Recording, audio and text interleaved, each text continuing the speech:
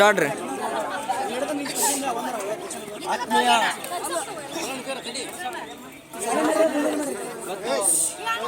ಉಪನ್ಯಾಸಕ ಮಿತ್ರರು, ನಾವಿಂದು ಗುಮ್ಮಟ ನಗರ ವಿಜಯಪುರದಲ್ಲಿದ್ದೀವಿ.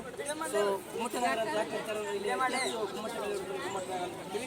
ನಾವು ಏಷ್ಯಾದ ಅತಿ ಎತ್ತರದ ಒಂದು ಗುಮ್ಮಟವನ್ನು ನೋಡೋದಾದ್ರೆ ಗೋಲ್ ಗುಮ್ಮಟ ಅಂತ ಹಾಕಿದ್ರೆ ಮೇಲ್ಗಡೆ ಗೋಲ್ ಹಾಕಿದ್ರೆ ಗೋಲ್ ಗುಮ್ಮಟ ಅಂತ.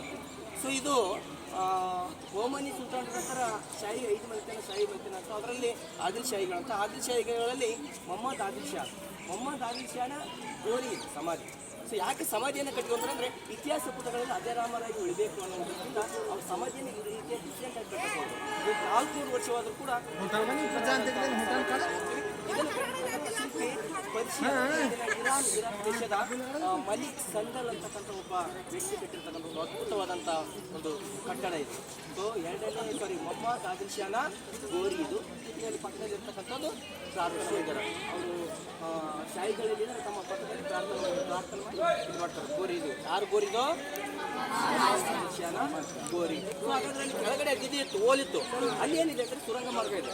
ಅದು ನೇರವಾಗಿ ಎಲ್ಲಿಗೆ ಸಂಪರ್ಕ ಮಾಡ್ತಾರೆ? ಇಬ್ರಾಹಿಂ ರೋಜೆಗೆ ಸಂಪರ್ಕ ಮಾಡ್ತಾರೆ. ನೇರವಾಗಿ ಅಲ್ಲಿ ಹೋಗ್ಬೋದು. ಮತ್ತೆ ಅಲ್ಲಿ ಗೋರಿಯನ್ನು ಕಾಣ್ತಿದ್ವಲ್ಲ, ಆ ಗೋರಿ ಮೂಲತಃ ಮೊಹಮ್ಮದ್ ಆದಿಲ್ ಶಾ ಅಲ್ಲಿ ಕಳೆಬರ ಇಲ್ಲ. ಆ ಕಳೆಬರ ಎಲ್ಲಿದೆ ಅಂದ್ರೆ ಒಳಗಡೆ ಇದೆ, ಕೆಳಗಡೆ. ಇದು ವಾಟ್ರು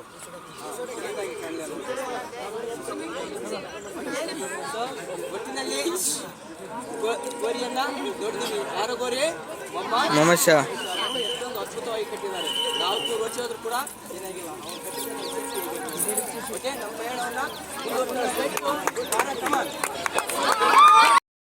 ರೀತಿಯ ವಿದ್ಯಾರ್ಥಿಗಳೇ, ನಾವು ಇವಾಗ ಬಿಜಾಪುರದ ಬಾರಾ ಕಮಾನ್ ಹತ್ರ ಇದ್ವಿ. ಸೊ ಬಾರಾ ಕಮಾನ್ ಅಂದರೆ 12 ಕಮಾನ್ಗಳು. ಸೊ ಆದರೆ ಇಲ್ಲಿ 12 ಕಮಾನ್ಗಳು ಕಾಣ್ತಲ್ಲ. ಈ ಕಡೆ 3 ಕಾಣ್ತದವ, ಈ ಕಡೆ 3 ಕಾಣ್ತದ, ಮಧ್ಯದಲ್ಲಿ ಕಾಣ್ತದೆ.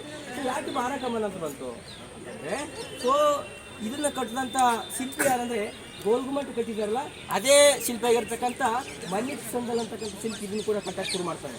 ಆದರೆ ಇದನ್ನು ಕಟ್ಟಕ್ಕ ಸುಲ್ತಾನ ಯಾರು ಸಹಾಯ ಮಾಡಿದಂದರೆ ಆ ಗೋಲ್ಗುಮ್ಮಟ ಕಟ್ಟಿರ್ತಕ್ಕಂಥ ಮೊಹಮ್ಮದ್ ಆದಿಲ್ ಶಾನ ಮಗ 2ನೇ ಅಲಿ ಆದಿಲ್ ಶಾ ಇದ್ದ.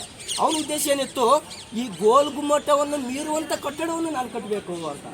ಹಾಗಾಗಿ ಬಾರ ಅಂದರೆ ಈ ರೀತಿಯಾದ ಕಮಾನುಗಳು 12 ಅಂತಸ್ತು ಹೋಗ್ತಿತ್ತು. 17 ಅಂತಸ್ತಿದೆ, 12 ಅಂತಸ್ತು ಹೋಗ್ಬೇಕು. ಇದರ ನೆರಳು ಗೋಲ್ಗುಮ್ಮಟದ ಮೇಲೆ ಬೀಳಬೇಕು ಅಂದ್ಕೊಂಡಿತ್ತು. ಆದರೆ ವಿಧಿಯಾತನ ಬೇರೆ ಇತ್ತು. ಒಂದು ಅಂತ ಕಟ್ಟುವಾಗ 2ನೇ ಅಲಿ ಆದಿಲ್ ಶಾ ಮರಣವನ್ನು ಹೊಂದಿದ. ಹಾಗಾಗಿ ಆತನ ಗೋರಿಯನ್ನು ನಾವು ಅಲ್ಲಿ ನೋಡ್ತೀವಿ. ಇಲ್ಲಿಗೆ ಆ ಕಟ್ಟಡ ಫಿನಿಶ್ ಆಗೋಯ್ತು. ಇಲ್ಲಾಂದರೆ ಇಡೀ ಪ್ರಪಂಚದ ಒಂದು ಅದ್ಭುತವಾದಂಥ ಕಟ್ಟಡ ಇದಾಗ್ತಿತ್ತು ಅಂದರೆ ತಪ್ಪಾಗೋದು. ಪ್ರಪಂಚದ ಒಂದು ಅದ್ಭುತವಾದಂಥ ಕಟ್ಟಡ ಇದಾಗ್ತಿತ್ತು. ನೋಡಿ ಯಾವುದೇ ರೀತಿಯಾದಂಥ ಪ್ಲಾನಿಂಗ್ ಇದೆ. ಓಕೆನಾ? ಓಕೆ, ನೆಕ್ಸ್ಟ್ ನಮ್ಮ ಮುಂದಿನ ನಡೆ ಇಬ್ರಾಹಿಂ ರೋಜದ ಕಡೆ ಬನ್ನಿ. ಇಬ್ರಾಹಿಂ ರೋಜದ ಹತ್ರ ಇದ್ದೀವಿ. ಸೊ ಇದನ್ನು ಆದಿಲ್ ಶಾಹಿ ಮನೆತನದ ಅತ್ಯಂತ ಪ್ರಸಿದ್ಧ ಸುಲ್ತಾನ 2ನೇ ಇಬ್ರಾಹಿಂ ಆದಿಲ್ ಶಾ ಕಟ್ಟಿಸ್ತಾರೆ. 2ನೇ ಇಬ್ರಾಹಿಂ ಆದಿಲ್ ಶಾ ತುಂಬಾನೇ ಪ್ರಸಿದ್ಧವಾದಂಥ ಸುಲ್ತಾನ ಈ ಮನೆತನದಲ್ಲಿ. ಸೊ ಈತ ಯಾರಪ್ಪ ಅಂದರೆ ಗೋಲ್ಗುಮ್ಮಟ ಕಟ್ಟಿದ್ದಾರಲ್ಲ ಅವರ ತಂದೆ 2ನೇ ಇಬ್ರಾಹಿಂ ಆದಿಲ್ ಶಾ. ಸೊ ಇದನ್ನ ಯಾರಿಗಾಗಿ ಕಟ್ತಾನಂದ್ರೆ ತನ್ನ ಪ್ರೀತಿ ಹೆಂಡತಿಯಾದ ತಾಜ್ ಸುಲ್ತಾನ್ಗಾಗಿ ಕಟ್ಟಕ್ಕೆ ಹೋಗ್ತಾನೆ. ತಾಜ್ ಸುಲ್ತಾನ್ ಅಂತ ತನ್ನ ಪತ್ನಿಗೆ ಒಂದು ಕಟ್ಟಡ ಕಟ್ಟ ಹೋಗ್ತಾನೆ. ಇಲ್ಲಿ ಕೂಡ ಒಂದು ದುರಂತ ನಡೆದೋಗುತ್ತೆ. ತಾಜ್ ಸುಲ್ತಾನ್ಗಿಂತ ಮೊದಲೇ ಇಬ್ರಾಹಿಂ ರೋಜಾ ಮರಣವನ್ನು ಹೋಗ್ತಾರೆ. ಇಬ್ರಾಹಿಂ ಸುಲ್ತಾನ ಮರಣ ಹೋಗ್ತಾರೆ. ಹಾಗಾಗಿ ಅದರಲ್ಲಿ ಆತನ ಸಮಾಧಿ ಮಾಡ್ತಾರೆ. ಹಾಗಾಗಿ ಇದಕ್ಕೆ ಇಬ್ರಾಹಿಂ ರೋಜಾ ಅಂತ ಬಂತು. ಇಲ್ಲಾಂದ್ರೆ ಇದಕ್ಕೆ ತಾಜ್ ರೋಜಾ ಅಂತ ಕಟ್ಟಿದ್ರು. ಒಂದು ವೇಳೆ ಇಬ್ರಾಹಿಂ ರೋಜಾ ಇದ್ನಪ್ಪ ಅಂದ್ರೆ. ಸೊ ಇದು ನೋಡೋದಕ್ಕೆ ತಾಜ್ಮಹಲ್ ತರ ಅದಕ್ಕೆ ದಕ್ಷಿಣದ ತಾಜ್ಮಹಲ್ ಅಂತ ಕೂಡ ಕಟ್ತಾರೆ. ಜೊತೆಗೆ ಕಪ್ಪು ತಾಜ್ಮಹಲ್ ಅಂತ ಕೂಡ ಇನ್ನೊಂದು ಹೆಸರು ಕಟ್ತಾರೆ. ಜೊತೆಗೆ ಇದಲ್ಲದೆ ಇವತ್ತು ಈ ತಾಜ್ಮಹಲ್ ಕಟ್ಟಿಸಿದಾರಲ್ಲ, ಈ ಒಂದು ಸ್ಫೂರ್ತಿಯ ಹಿನ್ನೆಲೆಯಲ್ಲಿ ಆ ತಾಜ್ಮಹಲ್ ಕಟ್ಟಿರ್ತಕ್ಕಂಥ ಶಾಜಹಾನ್ನ ಕಾಲದಲ್ಲಿ ಇಂಜಿನಿಯರ್ ಇದ್ದ ಉಸ್ತಾದ್ ಈಸಾ ಅಂತ ಈ ಒಂದು ಸ್ಫೂರ್ತಿಯನ್ನು ಕೊಡುವುದು. ಇದರ ಒಂದು ಹಲವಾರು ವ್ಯತ್ಯಾಸಗಳು ಒಳಗೊಂಡಿರ್ತಕ್ಕಂಥ ಇವತ್ತು ತಾಜ್ಮಹಲ್ ಆಗಿದೆ. ಪ್ರಪಂಚದ 7 ಅದ್ಭುತಗಳನ್ನು ನೋಡ್ತೀವಿ. ಸೊ ಇದನ್ನು ಕಟ್ಟಿರ್ತಕ್ಕಂಥ ಶಿಲ್ಪಿ ಬೇರೆ ಇರಲ್ಲ.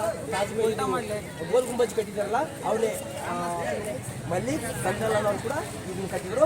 ರೋಜೆ ಅಂದರೆ ಒಂದು ಎತ್ತರವಾದ ಕಟ್ಟೋದ ಮೇಲೆ ಒಂದು ಕಡೆ ಸಮಾಧಿ, ಇನ್ನೊಂದು ಕಡೆ ಮಸೀದಿ ಇರೋದನ್ನು ನಾವು ರೋಜೆ ಅಂತ ಕರ್ತೀವಿ. ಇಲ್ಲಿ ಬಲಗಡೆ ಮಸೀದಿ ಇದೆ, ಎಡಗಡೆ ಇಬ್ರಾಹಿಂನ ಆದಿಲ್ ಶಾನ ಸಮಾಧಿ ಇದೆ, ಇಬ್ರಾಹಿಂ ರೋಜಾ. ಓಕೆ, ದಕ್ಕನಿನ ತಾಜ್ಮಹಲ್, ಕಪ್ಪು ತಾಜ್ಮಹಲ್ ಅಂತ ಕರೀತಾರೆ. ನಿಮ್ಗೆ 2 ಪ್ರಶ್ನೆ ಕೂಡ ಬರುತ್ತೆ ಸೆಕೆಂಡ್ ಇಯರ್ಗೆ. ಬಿಜಾಪುರ ಸುಲ್ತಾನ್ ಅವರು ಯಾವುದಾದ್ರು 2 ಸ್ಮಾರಕಗಳನ್ನು ಹೆಸರಿಸಿದಾಗ ರೋಜಾ ಕರೆಸ್ತಾರೆ. ಓಕೆನಾ?